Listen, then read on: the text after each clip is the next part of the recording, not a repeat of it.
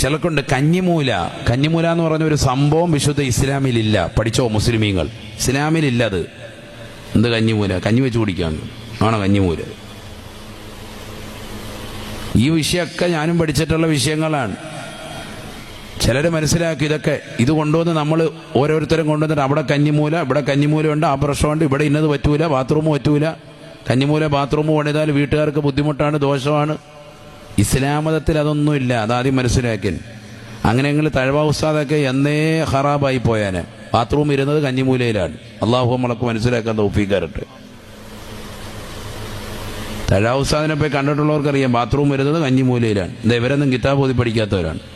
ഇവർ കാണാത്ത ഏത് കിതാബാണ് നമ്മൾ കണ്ടത്?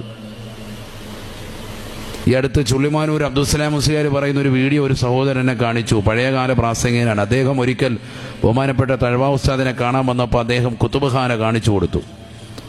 അദ്ദേഹത്തിൻ്റെ ഗ്രന്ഥങ്ങൾ, കോടികൾ വിലമതിക്കുന്ന ഗ്രന്ഥങ്ങൾ ഇന്നുമുണ്ട്. ധാരാളം കിതാബുകൾ അവിടെ കാണാം.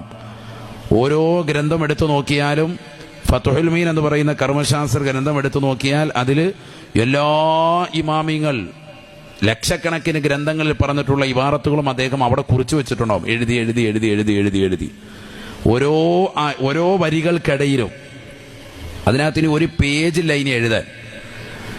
ഇതേപോലെ അടുത്ത ഗ്രന്ഥം, വേറൊരു ഗ്രന്ഥം എടുക്കുമ്പോൾ അതിനകത്തും ഇതേപോലെ എന്ന് പറഞ്ഞാൽ നോക്കാത്ത ഗ്രന്ഥമില്ല. തഴവ ഉസ്താദ് തന്നെ പറയുന്നു, ഈ ഇരിക്കുന്ന മുഴുവൻ ഗ്രന്ഥവും ഞാൻ നോക്കിയിട്ടുണ്ട്, ഈ ഒരു ഗ്രന്ഥവും എനിക്കെതിരിൽ ഹിസാബ് പറയുകയില്ല.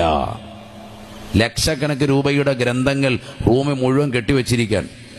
നമുക്ക് ഡെയിലി വരുന്ന പത്രം പോലും വായിക്കാൻ ഇവിടെ സമയമില്ലാതെ ഓടുന്ന കാലഘട്ടമാണ് നമ്മൾ. അന്നന്ന് വരുന്ന പത്രം പോലും നമ്മൾ വായിക്കലില്ല. ഫുള്ള് അതിൻ്റെ ഫ്രണ്ട് പേജ് വായിക്കും, സ്പോർട്സ് പേജും വായിക്കും, എന്തെങ്കിലും ക്രൈം ഉണ്ടെങ്കിൽ അതും വായിക്കും, കഴിഞ്ഞ്. ഇതല്ലേ നമ്മുടെ അവസ്ഥ. നമ്മുടെ കൗമിൽപ്പെട്ട കുറേ പേര് ഇങ്ങനെയുള്ള പരിപാടികളായിട്ട് ഇരിക്കുക. മൂല്യന്മാർക്ക് അറിയാത്ത പണിയാണിത്, എന്നാൽ പിന്നെ നമുക്ക് ഇന്ന ആളെ കൊണ്ടുവരാം. ഇവിടെ മൂല്യന്മാർ ഇതിന് നിൽക്കാത്ത എന്താണെന്നറിയോ? ഇത് എതിർത്തതാണ് വിശുദ്ധ ഇസ്ലാമിലെ ചുണക്കുട്ടികൾ, ആലിമീങ്ങൾ ഇതിനെ ശക്തമായി എതിർത്തിട്ടുണ്ട്. അതിനൊന്നും യാതൊരു അടിസ്ഥാനമില്ല. മറ്റു മതസ്ഥരുടേതാകുന്ന ആചാരങ്ങൾ നിന്റെ ജീവിതത്തിലേക്ക് കൊണ്ടുവരാതെ, ഓരോരുത്തർക്കും അവരവരുടെ ആചാരം. ഹൈന്ദവ മതത്തിലുള്ളവർക്ക് അവർക്ക് കഞ്ഞിമൂലം ഉണ്ടെങ്കിൽ അവർക്ക് അവരുടെ ആചാരം, അതുമായി പോകാം. മുസ്ലിമിന് അതുമായി യാതൊന്നും കൂട്ടിക്കലർത്താൻ പാടില്ല. നമുക്കതില്ല, അത് മനസ്സിലാക്കി. നമ്മളത് ഭയങ്കര ശാട്ടിയാണ്. ചില ആളുകൾ അത് ഭയങ്കരമായിട്ട് വസ്വാസം ഉണ്ടാക്കാൻ. ഇസ്ലാമിൽ യാതൊരു അടിസ്ഥാനവുമില്ല, തീർത്തു പറയാൻ. ഉണ്ടെങ്കിൽ കൊണ്ടുവരട്ടെ. അതിന് ഞാൻ പറഞ്ഞത്, അങ്ങനെ കുറേ വ്യാജമാകുന്ന പരിപാടികൾ നമ്മുടെ സമൂഹത്തിൽ കൊണ്ടുവരുന്നുണ്ട്. ഇതിനൊക്കെ അറിയാൻ പറ്റുന്ന ആളാണ്. ഇന്ന ഗുരുക്കൾ ഭയങ്കരമാണ് അയാൾ, സ്വാമി അയാളെ കൊണ്ടുവരിക. അയാൾ പറയുന്നത് വിശ്വസിച്ച് പണി ചെയ്താൽ നീ ഖുർആൻ കൊണ്ട് വിശ്വസിച്ചവനാണെന്ന് നബിയുനാ റസൂലുള്ളാഹി